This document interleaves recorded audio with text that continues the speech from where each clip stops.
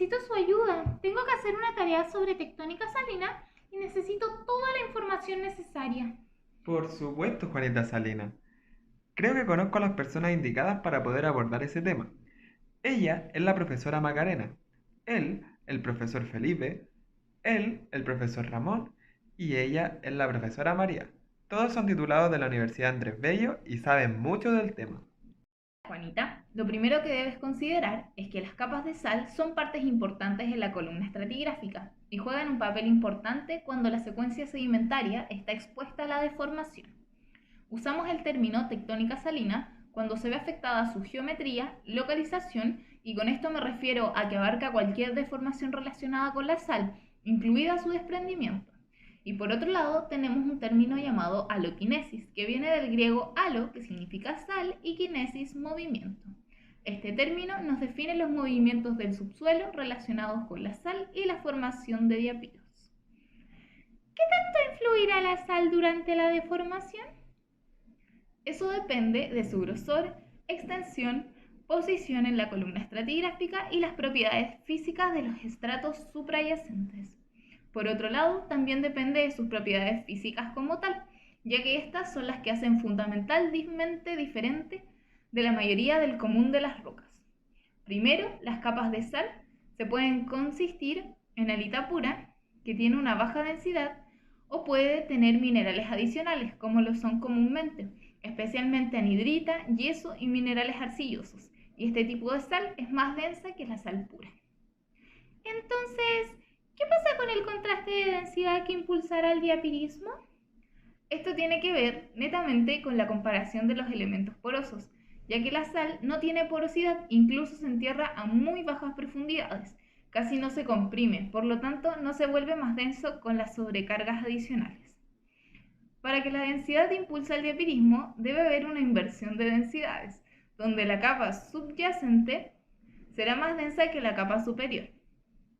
Y esto pasa cuando la sobrecarga de compactación se vuelve más densa que la capa de sal. En este punto se da una situación gravitacionalmente inestable, estableciendo que tanto bajo ciertas condiciones puede resultar un flujo de sal hacia la superficie. Bueno, Juanita, por otro lado están presentes las estructuras salinas.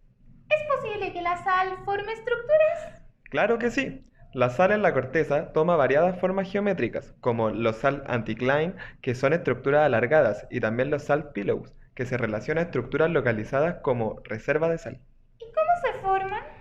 Estas se forman gravitacionalmente, desplazándose hacia la superficie, pero no perfora ni interfiere en la sobrecarga, sino que la doblan y elevan a la diferencia de los diapiros. Pero, ¿qué es un diapiro? Un diapiro se define en geología como un cuerpo generalmente de sal, magma o lodo saturado, de agua o arena, y a diferencia de las estructuras mencionadas con anterioridad, este sí interfiere y perfora la sobrecarga. El proceso en el que se desarrolla un diapiro se conoce como diapirismo. Entonces, ¿el diapiro es una única forma?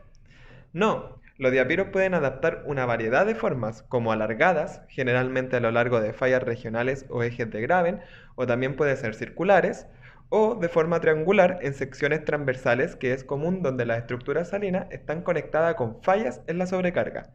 Dependiendo de la forma que adapten, será asignado con un nombre distinto. Por ejemplo, el diapiro que tiene forma de tapón se conoce como salt stock. El diapiro alargado, que aparece en secciones transversales, se le denomina salt walls. Muchos diapiros tienen un tallo y una parte superior más ancha conocida como la bombilla. En casos extremos puede faltar el tallo y se denominará teardrop diapirs.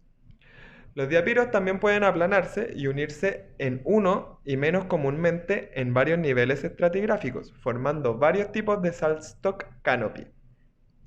Cabe destacar que la mayor parte de la información que se obtiene sobre la geometría de las estructuras salinas es a través de los sismos. La sal es acústicamente homogénea, es decir, que se propaga de la misma forma en todo medio y no suele producir reflectores sísmicos. Por lo tanto, aparece sal bastante pura en líneas sísmicas como áreas sísmicamente transparentes con un patrón característico de ruido, como la siguiente figura. ¿Y cómo se mueve la sal? Como se mencionó anteriormente, la sal puede comportarse como un fluido, el cual se transporta interporos, y existen dos tipos principales de flujos. como... Ah, mi abuelo me mencionó de eso. Uno es el flujo de Pausia, que ocurre cuando la sal fluye hacia una estructura salina. Y el otro creo que es el flujo de Cowlett, donde existe un corte en la capa de sal a medida que la sobrecarga se relaciona con ella. Exacto. Tú sí que entiendes, Juanita, pero debes tener en consideración que el flujo de sal se puede controlar según la carga diferencial y está relacionada con las variaciones laterales en el estado de estrés creado por la capa de sal y o inclinación. Ah, entiendo. Entonces, en esta imagen se puede observar lo que me acabas de explicar, porque en la imagen A se observa un flujo relacionado con la carga diferencial, lo que provoca diferencias en la presión. En el caso B se observa un flujo causado por diferencias de elevación debido a la inclinación. Y entonces en el caso C es la combinación de las dos, que mi abuelo me dijo que comúnmente se ven los márgenes continentales. ¿Qué factores afectan la forma del diapiro? Hola Juanita, y yo te explicaré. La forma del diapiro está controlada por 7 factores que son la velocidad de sedimentación, la velocidad de erosión, el régimen tectónico, la fuerza de sobrecarga, la carga gravitacional, la temperatura de la sal, el grosor de la capa de sal y el contenido de sal. ¿Y cómo se comporta la sal en estas condiciones? Puede forzar su camino hacia arriba a través de la sobrecarga impulsados por carga diferencial, térmica o de desplazamiento. Entonces, ¿existen varios tipos de diapirismo? Por supuesto, Juanita Salina, existen los reactivo, activo, pasivo o laminado alóctono. ¿Y cómo se forma un diapiro en un régimen extensional? Qué buena pregunta, Juanita. Pueden experimentar periodos prolongados o repetidos de extensión afectados por la tectónica regional extensiva. El reactivo ocurre en áreas de falla extensiva y fracturas donde la sal comienza a moverse cuando la sobrecarga por encima del diapiro se adelgaza y se debilita lo suficiente por fallas extensivas. La activa, la sal puede forzar flotantemente hacia arriba si la sobrecarga total por encima de la capa fuente es más densa que la sal. La pasiva, cuando las capas de sal se estiran lo suficiente, dando como resultado capas a lo largo de márgenes superiores del diapiro, donde al alcanzar la superficie se denomina pasivo. Y alóctono, cuando la capa de sal termina fluyendo lateralmente por encima de la superficie como láminas de sal alóctonas.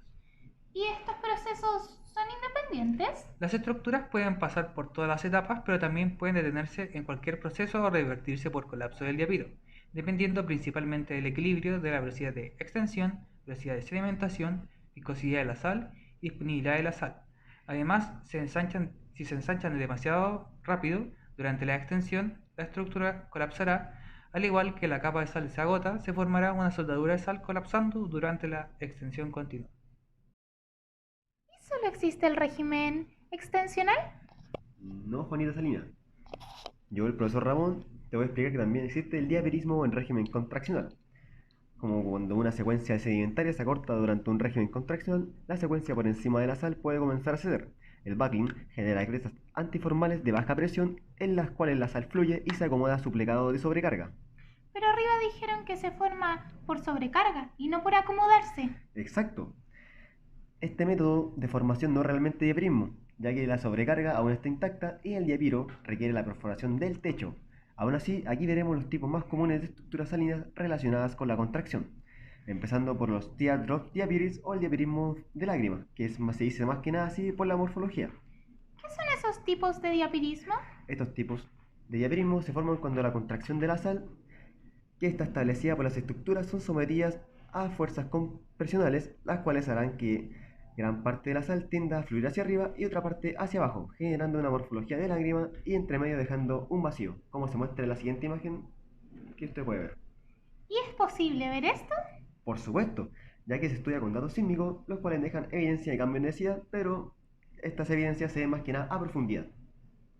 Otra morfología son los salt sheets o las láminas de sal, en el cual este tipo de morfología se le denomina así debido a que, al igual que la lava, la sal al alcanzar la superficie puede fluir y extenderse lateralmente.